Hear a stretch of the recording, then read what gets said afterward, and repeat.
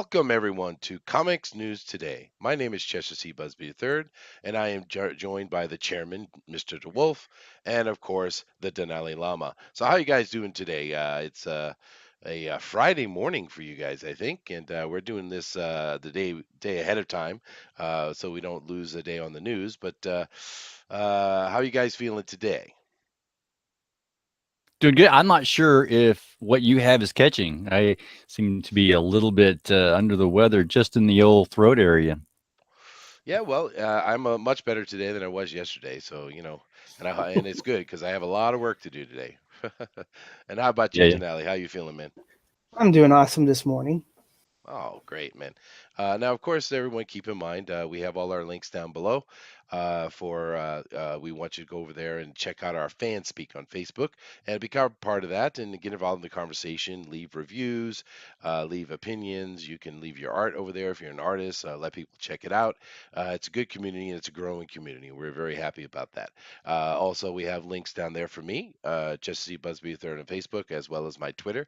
And you can go over there and contact me and tell me that you want to be on the show, and we'll put you on the show. Because, as we have said from the beginning, Fanspeak is the place where the fans speak out.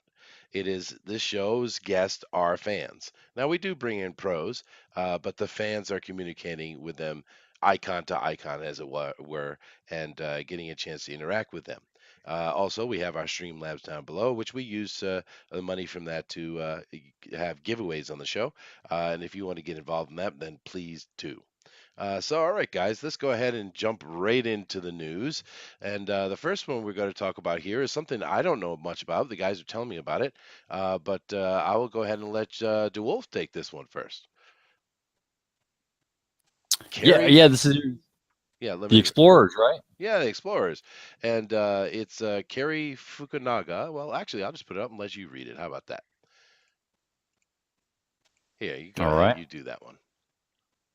Hey, Cary Fukunaga and David Lowery are producing a TV remake of Explorers. Yeah, this is interesting because it says TV remake. Now I remember the old movie, and in a few hours you get to join these boys on a fun ride as they discover this indestructible ball that they can grow inside, climb. They can grow in size and climb inside, and they can enjoy flying around and like teenagers might want to, or preteens, and just have some time exploring, if you will. But to change this into a TV show would really give you much more of that concept of having like cliffhangers, where you don't have that in movies, right? Where there's one where you just set up the plot, you create the plot, and then you have a resolution. As a TV remake, I could see this could you go on for a while, and it can be interesting. Young people are fun in that concept of exploration. I know as a kid watching this, I was interested. And then you have the, like I say, the cliffhangers between the episodes. What's going to happen? Spend more time developing what the floating ball is, and how to make it work. It seems like something that could be very interesting to watch. Is this something like the Flight of the Navigator? You know what? Even that, it was alien in its origin. Hmm. This ball in the movie, the information of how their computer creates this ball does come from an extraterrestrial origin. But yeah, with Flight of the Navigator, it's much more um, of a spaceship already. Yeah, Where here they are in discovery of what this is, and the ability for them to make this larger in size, get inside, throw in some popcorn and chips and soda for supplies, as kids might do, right. and then use it as a spaceship. you know, it's something that they come up on their own. Instead of with Flight of the Navigator, it's absolutely alien in origin. Here, you find that out much later. Oh, I see. What about you, Janelle? Did you watch this? Did you enjoy this movie? Yeah, they used to do a rerun back in the early 90s. So they always had like TV movies like on TBS or TNT where they show this movie, or sometimes I think it was USA or whatever the channel was before they became the CW as well. and I used to watch it because, like Todd said, the beginning part was awesome. It's towards the end when they discovered the alien was kind of like, but I get what they were going for, which was, following the footstep of third encounter, or the Encounters of the Third Kind, E.T., Flight of the Navigator, kind of in those veins. That's cool. And- Well, mhm. I don't know. I've never ever heard of this. So maybe this is a Mandela effect and I'm from a different universe. That's probably what it is. Is there a movie of that coming out? There should be. Those things are fun though. I love the enjoying conspiracy theories from an entertainment point of view. There's some really good ones out there. The Mandela effect one is great. Have you guys ever explored that at all? um, I leave the conspiracy theory to the history channels now. Yeah, well, that's true. But I mean, just for fun, right? Right. Yeah. haven't we said this before? I don't know, maybe. But I don't know. Conspiracy theories are fun. I mean, some people, if you get too serious into it, well, that's a problem, I suppose. But I enjoy people's imagination and the things they come up with. People are amazing when it comes right down to it. But yeah, cool. All right. Well, I guess I need to go watch The Explorers. Is this fully for kid, or is it more a family thing? It's more of a family thing. Well, cool. Yeah, it's a good popcorn movie. Enjoy it. Yeah, just for what it is. Well, and we'll enjoy seeing the young version of actors we know. So that's cool. Yeah. All right. Hey, Denali, would you dare calling it like Goonies Goes to Space? I wouldn't go that far, but Go that far? Yeah. but I guess it, I could see it like that. Maybe The Sandlot. Sandlot would be better. Okay, yeah. Oh, okay. All right. Now I saw that one. All right. Cool. Well, let's move on to our next story here. Now, this one I think is a little bit odd. For sure, I know what Shrek is. Watched those all of my kids, grew up with them. My kids did. Puss in Boots, great. Antonio Banderas, I love that guy. But reboot? Isn't it a little bit early to be rebooting Shrek? I don't know. That's exactly what was going on in my brain when you said Yeah. that. But hey, Denali, tell us what this is all about. So they're talking about Shrek, who the first movie came in 2001, so it's been about 17 years since the first movie came out, and then Shrek Forever After that came out 2010, so like about 8 years ago. And I guess the creator or the mind behind Despicable Me and those movie franchises is taking the opportunity to, I guess, rework and effectively reboot the whole franchise for Shrek. Now, they don't say if they're going to keep Mike Myers in the iconic roles, or if they're going to, get a new one, or if they're going to go closer to, the storybook that it was based on, because he was a little bit more meaner and sarcastic. But we know effectively it is getting a reboot. Wow. Well, I mean, Mike Myers is still around. Eddie Murphy is still around. Antonio Banderas is still around. I don't remember who played the female ogre, but she's probably still around. Cameron Diaz. Oh, Cameron Diaz. Yeah, she's still around. Most of those people are still around. So, I mean, if you want to just do another movie, would that be Shrek 5? Go for it. I don't understand a reboot. That doesn't make much sense to me. But I don't know. I guess the overall question is, one, did you like Shrek? And two, do we need more Shrek? DeWolf? It's good for what it was. It did have some humor that was a little bit adolescent. I'll just go with there. And for what that is, it's funny enough. But to reboot, I think you're right. There's too much going on in the reboot category instead of the continuation. If you want to have a franchise and you want to make it bigger and continue into something, that's what I would say. It's much like, dare I say, Ghostbusters. When Ghostbusters came out and you wanted to reboot that and throw up all these new different characters and such, for me, what would have been better was, hey, these guys are old, right? Compared to how things were years and years and years ago. They are old, and there's a lot of geriatric jokes you could have made Sure. as you pass the torch to a new group, whatever group that might be. And I think Shrek might fall right along in that concept of just give us more of something instead of a reboot of something. Yeah, and you could also have the Or- interaction with the kids, right? I mean, they have Well, kids Yeah. now.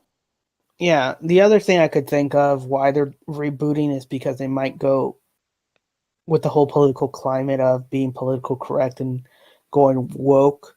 They might be like hedging their bets, like not tarnish the legacy by making a film that's woke, so to speak, but doing a reboot and kind of seeing how that goes. You know, Yeah, but Denali, go get woke, go broke, right?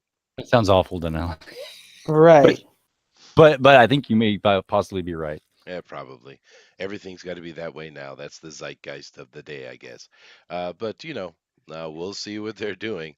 It's odd news, Maybe but Donkey will be. Maybe Donkey will like other male donkeys. probably. I'm sure Donkey will be polyamorous, as we've seen. Seems to be the popular meme of the day. Yeah, or Yeah, Polyneris with the cat. Polly Puss is in Goodness Boots. gracious, Yeah. goodness gracious. Latino, He did fall Interspecies, in love no. with Latino fire. with the dragon. Yeah. Yeah, All right, well, well, he does like fire breathers. oh, goodness gracious. Um, Now, that was a fun little article. This one, not so much. Denali? So, the Last Jedi director Ryan Johnson affirm and state, based on what he's seen on the original trilogy, Luke in his film is 100% consistent in character. Every action that he did is Luke Skywalker, and those who say otherwise did not see the original trilogy. All right, well, Taylor Williams here with CBR.com, which, of course, as Ethan likes to say, is a garbage tier site because it is. This right here is nonsense. We could go through and read this article if you'd like, but I don't really think we need to, do we? We can answer that straight up just by looking at this picture. DeWolf, tell us exactly how 0% of Luke in this movie was actually like the New Hope. Oh yes, thank you. I'm cringing here. Mhm. This is I don't have to even give you my opinion, which I could very well give you my opinion. I'll give you actually Luke's opinion, Mhm. right? Because Mark Hamill, he came right out and he said to the director while he was filming it, I don't think Luke would be this way. This isn't the way Luke is. Right? Character who has Absolutely. walked into Yeah. the shoes of the character. He's representing the character. He read the lines of the character. Once you are a character for that long, you understand who that the actors put themselves through the process of being who that character is. That's right. You know, the Joker, right? And the Joker in his own psyche gave the actor problems in the last time someone, well, not the last time someone played Joker, but in Batman 2. That's true. Right. You know, And in the words of Mark Hamill, he and I quoted, "I fundamentally disagree with every decision you made." End quotes. right? Yeah, that's exactly true. And besides, one of the things that I think we can make many points, we could sit here for an hour and talk about this really. But when it comes right down to it, the first Star Wars that came out in 1976, 1977. 77, yeah. Thank you. Mhm. Yeah, okay. Yeah, was called A New Hope. And Nope. It well, was called Star Wars. it was a later tag, The New Hope. I understand that, but I'm trying to make a Yeah. point, Denali. Thank you. Mhm. And the thing about it is, Luke is all about hope. That's Luke's what the the New Hope. Yeah. character is. He is the New Hope. And it's not just that he could potentially stop the dark side, it's about his hopefulness. That is the Luke Skywalker character. And yes, Mark Hamill understands the Luke Skywalker character. Why? Because he spent his entire adult life as Luke Skywalker. Yeah. Yep. This, He looked straight into Vader's eyes, as mhm. so to speak, and he said, "I see the good in you." And if he couldn't do that with someone he was training, that's insane. Yeah, it is, and it's just this Luke has nothing to do with the original. This is a angry, bitter old man who just wants to be left alone to die, and that's not Luke. Now I Right. understand, I get what Ryan Johnson was thinking to do. I see it. I see the idea, but what he's showing us is a fundamental misunderstanding of Star Wars. Now, some people might say he was doing that on purpose because he wanted to be controversial, and he probably was. But this article, Luke in Last Jedi, is 100% consistent with the original trilogy, is nonsense. And I Right. think this is just more of Ryan Johnson trying to stay in the headlines so he can keep pushing his trilogy. And seeing as Kathleen Kennedy is still over there with Disney and Lucasfilm, uh, who knows? He might well be getting it. Yeah. I'm often the foil here, Mhm. and I'm gonna add the foil perspective in stating that this would be even better. This is a better argument to say that Luke Skywalker is indeed inconsistent with the original trilogy because dot dot dot, and then give the reasons why. You know, because there was something happened that you don't know about, that he was training people, that he there was problems and things, and so I made him different to show this different character growth. Dude, give me that argument. At least it's something that we can go along with and discuss. True. Here, this argument is is words I can't say. I'll go back to my original insane comment. Yeah, no, I get you. I get you. Denali? Right.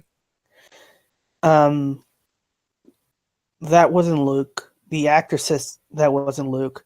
The people who watched it the first round said it wasn't Luke, and then come for the second week and decided to say no. We are not going to let you mess up Star Wars. And you saw how Solo flopped, how people are indifferent to Episode 9, Mhm. how people are indifferent to the Mandalorian television show. And I don't really hear a lot of people talking about being excited to watch Star Wars on TV. No. Yeah. No, they did. It's true, Denali. My wife is a bigger Star Wars fan than I am. It's the first movie she ever saw in her life on the big screen, and she told me very clearly she's done with Star Wars, and Yeah. that's not good, man. Because my wife is not like me. She's a very sweet, nice lady, mom type, and if she's done with you, oh boy, you screwed up hard. I mean, Yep. Yep. Right. so So this and notice that all future projects are not going to film anymore. They're going to the streaming site. So they already know that they don't have confidence that whatever they're going to be producing is going to be worth to put on the big screen. So it's dying a slow death. well, And it's a we'll shame. it is. It really is a shame because I'm not sure if we said this before, but I'll take this moment to say this, that they were given the biggest cultural icon that changed generations. There's a huge portion of lines from the movies that people completely understand, from the very little. It like I say, changed culture in America, as it were. And they took this and squandered it away, and it is highly unfortunate. Yeah, no, no. This Star Wars is the largest franchise to ever exist, plain and simple. And you took that and you drove it into the ground. It seems impossible, but there it is.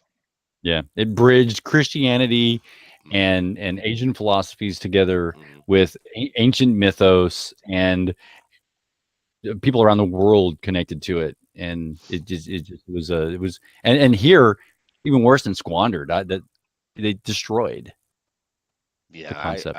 I don't even know why they're making episode 9. But like I said, we could talk on this for a long time, and maybe we should do a Star Wars video one of these days, guys, and just kind of talk about the talk about the movies we like and what we don't and stuff like that. It might be fun. In the basement? Yeah. Everybody else has. Yeah, in the basement. Everybody else Yeah. has, Yeah. right? All right, let's go to our last story of today. And this is an interesting one, too, because this is another franchise I love a lot. I love Star Wars and I love Star Trek. And here we are, Star Trek writer. We need Captain Picard again because dystopia has lost its bite. Oh, my. Denali, help us out, man. So if you change dystopia to STD, Oh, then it oh, makes more sense. ow. Be gentle. hmm So for those who don't know, and I would recommend watching fellow YouTuber Doomcock for more information. In Midnight Edge, um, they're ousting a lot of the higher ups because of their green lighting STD, and they are costing a lot of money. And recently they are panicking because they see how everybody's becoming indifferent to Star Trek, and they are losing subscriber, which is supposed to be their main headlines. Like if you want to watch Star Trek, you're gonna pay the CBS All Access. Nobody wants to buy it, and they're actually losing subscriber and losing money. Mm. And they are watching the episodes that they're making, and they're losing money because the episodes are so bad that they have to reshoot it several times. Yeah. So now that puts me in a quandary because the same showrunner, which is Alex Kurtzman, who anything he touches gets destroyed, is still a showrunner for STD and this Picard show. And Which we some don't of the know much about. Which we don't know much about, to be fair. yeah, we don't know which timeline it is. Is it still in the Prime? Probably not. It's probably in the Kelvin. So this is not going to beat your Picard, our Picard that we know from the Next Generation. This is going to be the STD Kelvin movie Picard, and we don't know who that Picard is. That's true. So But at least they are bringing back the real Picard. But just to clear at some of least that up. at least they're bringing back the real Luke Skywalker. We saw how that Oh turned out. goodness, you're Denali he's really angry today, guys. I'm sorry. He keeps slapping at me. I got pain. Just He to is. just to explain the STD thing. It's called Star Trek Discovery. Once again, Star Trek Discovery STD. Yes, you heard that correct. Some brilliant genius sitting over there in the creators' room of this Star Trek for Paramount CBS made a decision to call it STD. Mm. Just think about that for a moment. Just the brilliance and the creativity and the oversight and the editing. We talked a lot about editors and people who are supposed to be overseeing and people being given jobs who do not know how to do them. All right. Well, that aside, the reason why Star Trek Discovery has done so poorly is because it's not Star Trek. You see, Star Trek and Star Wars, as you've seen, we've had them juxtaposed next to each other here. Star Wars is about Star Wars. It's about wars. Pew pew pew, light, that kind of stuff, right? Star Trek is about actual discovery. It's about exploration. It's about scientific endeavor and understanding. That is what Star Trek is. Star Trek Discovery is boop boop boop Star Wars type. Oh, we got to be more like Star Wars. No, you don't. The fans who like Star Trek like it because it is different. Now, also, you add on top of that a heavy, heavy helping of this SJW progressive politics with a lead character who is complete villain in truth, who calls herself Michael, not Michelle, Michael. For what reason, I have no clue. She's all of a sudden this adopted sister of Spock. What? Never heard that before, etc., etc. It's an absolute and complete disaster. And the fact that they kept throwing money at this just is insane to me. Now, Picard coming back might say, "Ooh, that's a good thing. That sounds great. We're looking forward to seeing Picard again." Yay! No, not yay. This guy right here that you're looking at, Captain Picard, the actual actor, is an incredible progressive SJW. He's That's true. all about fixing the world from those horrible, evil white men. So don't get your hopes up. Sorry for my mini rant there, DeWolf, but why don't you go ahead and give your opinions on that? Yeah, see if I can put a cap on the end of this. So, I'm not sure I can say too much more to that specifically touching on a Star Trek, but what it is, it goes back to the same idea that um, you see here. Dystopia has lost its bite, right? They're going to make a change. They're going to make a change because what is happening isn't working. Well, what isn't working? It's the same thing that isn't working in all the other things, the things that happen in Star Wars, the things that happen in comic books. Why Comicsgate is what it is, because you made changes to the characters, to the consistency of the stories. And I'll tell you what, Star Trek The Next Generation um, did something I think that was so much more different because they didn't necessarily stick to the original Star Trek. And there's many reasons for that, because you almost had an open universe still to explore, where something was laid down by Star Trek. It's still in its infancy of what it could have been. And Star Trek Next Generation established something bigger, brighter, grander. And then the fans were able to latch onto it and create even new fans for a new generation of people. Haha, that could go in with it. And then from that, there was all these different other shows that came about, and movies that came about, from that. Then the problem happened where we changed, some things, and we didn't stick with the same old recipe, the same characters, and same concepts. That always means that the fans turn away. They don't get interested. And you always want to stick with what do the fans want. When you make a movie like Star Trek, you make a movie like Star Wars, or a television show like Star Trek, are you making it for yourselves, or are you making it for the fans? And if you want to make money, you want to make something for fans, because fans have more money in their pockets than you, the individual producer and directors, have. Otherwise, you wouldn't be trying to sell it to people. Right? So in Yeah. all these things, Star Trek included, let's get back to the fans, get back to what the fans like.